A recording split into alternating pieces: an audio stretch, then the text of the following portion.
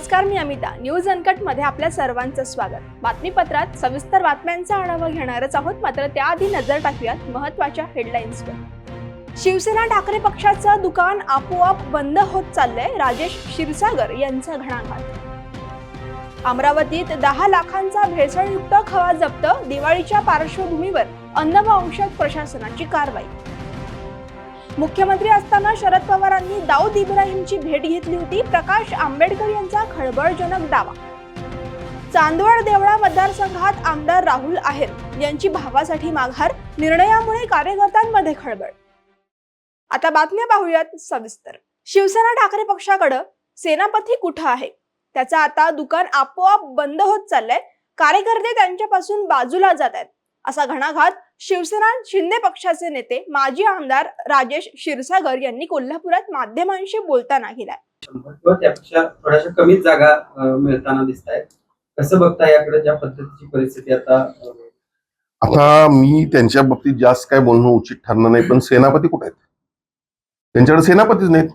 कोल्हापूरमध्ये आले होते कोण कोण नेते, कानात फुकणारे त्यांच्या, ते आले होते. त्यांनी बघितलं मशाल तेवढी मोठी दिसते, पुढे कार्यकर्ते कुठे आहेत, आणि त्यामुळे त्यांनी उत्तर हा मतदारसंघ सोडण्याचंच ठरवलं. अशीच प्रत्येक ठिकाणी त्यांची परिस्थिती झालेली आहे.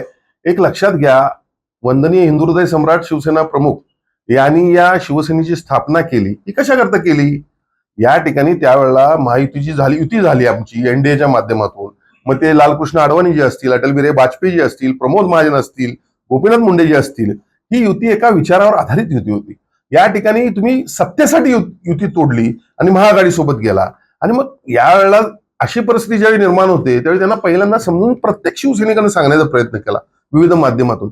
जर तुम्हाला सत्तेसाठी जर हिंदुत्व सोडायचं आहे, काँग्रेस आणि राष्ट्रवादी बरोबर जायचं आहे, तर त्यावेळेला शिवसेना प्रमुखांनी सांगितलं होतं की मी माझं दुकान बंद करेन, आणि त्यांचं दुकान आता आपोआप बंद होत चाललेलं आहे.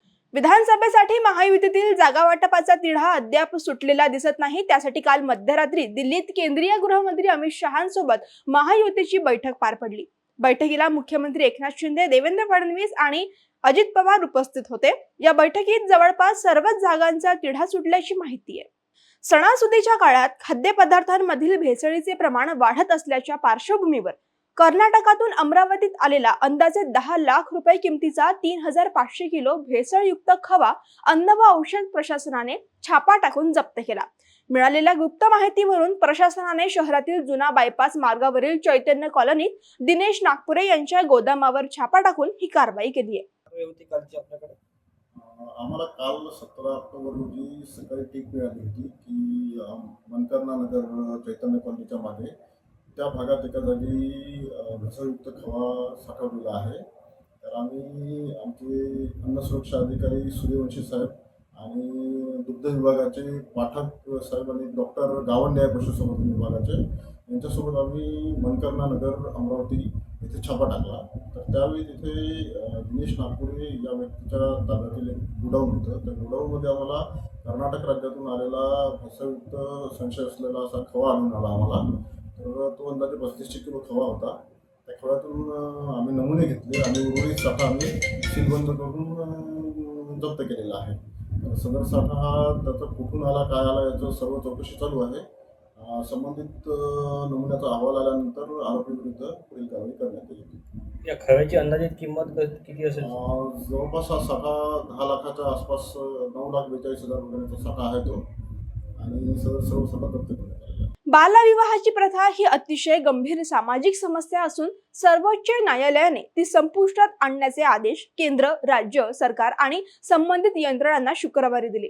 बालविवाहाची प्रथा मोडीत काढण्यासाठी प्रत्येक जिल्ह्यात विशेष अधिकारी नेमण्याचे आदेश सरन्यायाधीश धनंजय चंद्रचूड, न्यायाधीश जी.बी. परडीवाला, न्यायाधीश मनोज मिश्रा यांच्या खंडपीठाने आपल्या 141 पानी निकाल पत्रात दिलाय.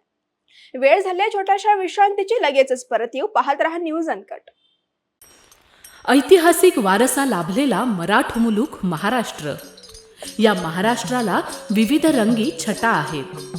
साहित्य, कला, पर्यटन, नृत्य, भाषा, संत परंपरा अशा विविधतेने तो नटलेला आहे.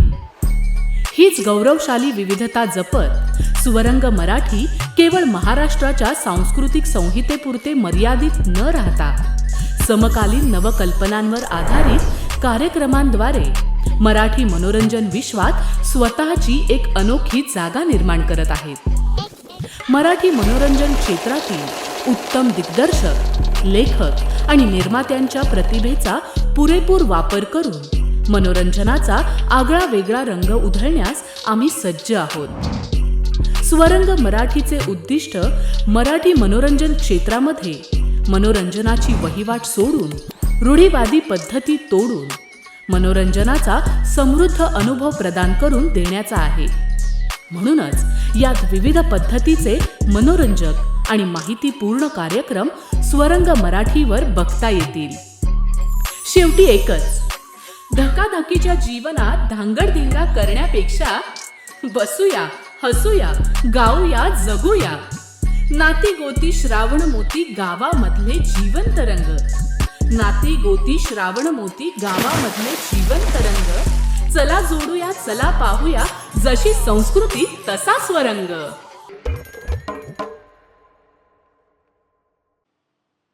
विश्रांतीनंतर सर्वांचं पुन्हा एकदा स्वागत. पाहूया उर्वरित बातमीपत्र. मुख्यमंत्री असताना शरद पवारांनी दुबई विमानतळावर दाऊद इब्राहिमची भेट घेतली होती, असा खळबळजनक दावा वंचित बहुजन आघाडीचे अध्यक्ष प्रकाश आंबेडकर यांनी केलाय. तसेच या भेटी दरम्यान दाऊदने शरद पवार यांना सोन्याचा हार दिला असंही म्हणालेत. प्रकाश आंबेडकर यांच्या दाव्यानंतर खळबळ उडाली असून यावरून आता राजकीय वातावरण तापण्याची शक्यता आहे. महाविकास आघाडीमध्ये निवडून येण्याआधी सर्वजण मुख्यमंत्री पदासाठी भांडत असून त्यांचे पाय एकमेकांमध्येच अडकणार आहेत. या स्वार्थासाठी झालेल्या आघाडीमध्ये बिघाडी तर होणारच, अशी टीका मुख्यमंत्री एकनाथ शिंदे यांनी केली. मुख्यमंत्री एकनाथ शिंदे काल साताऱ्यातील दरे या त्यांच्या गावी आले असता त्यांनी पत्रकारांशी संवाद साधला. आणि त्या संदर्भात मी डॉक्टरांच्या अगोदर बोललो होतो आणि पोलीस आयुक्तांशी बोललो. त्यामध्ये 2 आरोपी अरेस्ट आहेत. एक यूपीचा आहे, एक हरियाणाचा आहे आणि एक आरोपी फरार आहे. झालेली घटना अतिशय दुर्दैवी आहे. मी पोलिसांना निर्देश दिलेले आहेत की मुंबईमध्ये कुठल्याही परिस्थितीत कायदा सुव्यवस्था कोणी हातात घेता कामा नये. गँगवार वगैरे कोणी डोकं वर काढता कामा नये. यांच्यावर कडक कारवाई झाली पाहिजे. कठोर कारवाई करण्याच्या मी सूचना दिलेल्या आहेत. आणि पोलिसांची कायदा सुव्यवस्था राखण्यामध्ये मुंबई पोलिसांचं नाव आहे आणि त्यामुळे या आरोपीला तात्काळ पकडतील आणि त्याच्यावर कडक कारवाई करतील. तिन्ही लोक जे आहेत यांच्यावर बाबा सिद्दीकी यांच्यावर जो हल्ला केलेला आहे या हल्ल्यासंदर्भात तात्काळ यांच्यावर कठोर कारवाई होईल आणि कठोर कारवाई करण्याचे निर्देश मी दिलेले आहेत. 2 आरोपींना पकडण्यात आलेला आहे. 2 आरोपी पकडले आहेत. एक हरियाणाचा आहे, एक उत्तर प्रदेश मधला आहे. 3रा आरोपी फरार आहे. त्याच्या पाठीमागे पोलीस टीम गेल्या. त्यालाही लवकर अरेस्ट होईल आणि कडक कारवाई होईल. नाशिकच्या चांदवड देवळा मतदारसंघात चुलत भावासाठी विद्यमान आमदारानेच तिकीट नाकारल्याची घटना समोर आली आहे. भाजपचे विद्यमान आमदार डॉक्टर राहुल आहेर आणि नाफेडचे संचालक केदारनाना आहेर यांच्या तिकिटासाठी सुरू असलेल्या संघर्षात आता ट्विस्ट आला असून विद्यमान आमदार डॉक्टर राहुल आहेर यांनी यंदाची निवडणूक न लढवण्याचा निर्णय जाहीर करत त्यांचे चुलत बंधू नाफेड संचालक केदारनाना आहेर यांच्या नावाची पक्षश्रेष्ठींकडे शिफारस केली आहे. ज्यांच्या या निर्णयामुळे कार्यकर्त्यांमध्ये मात्र खळबळ उडाली आहे. विधानसभा मतदारसंघामध्ये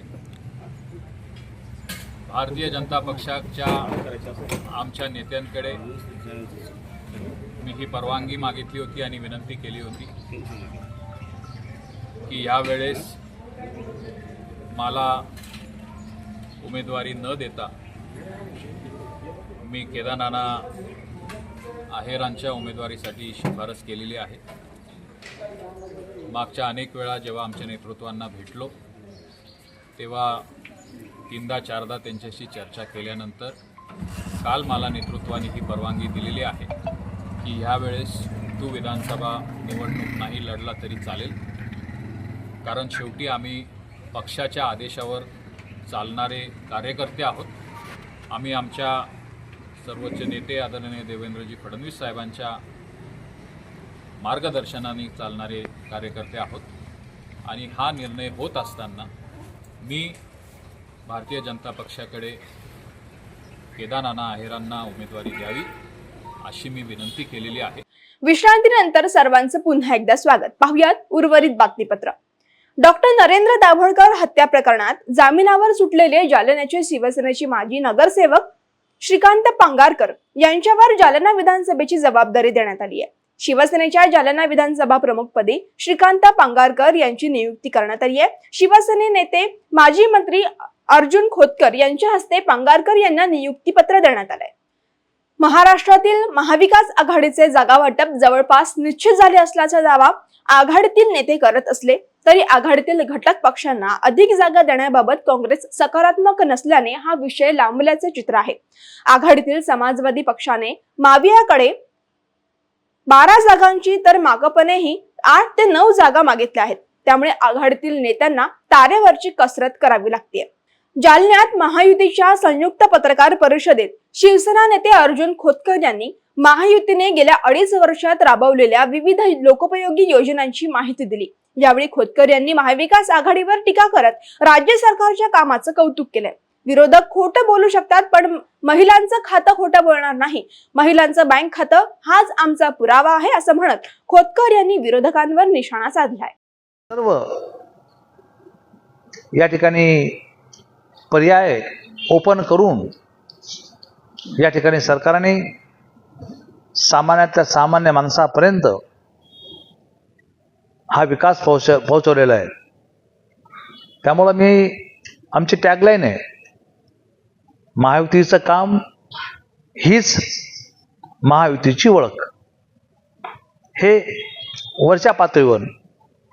त्यामुळं या संदर्भाने आपल्या माध्यमातून माझी विनंती आहे की या सर्व योजना लोककल्याणासाठी ज्या घेतलेल्या आहेत त्या योजना लोकांपर्यंत नेण्याचं प्रभावी माध्यम आपण आहात.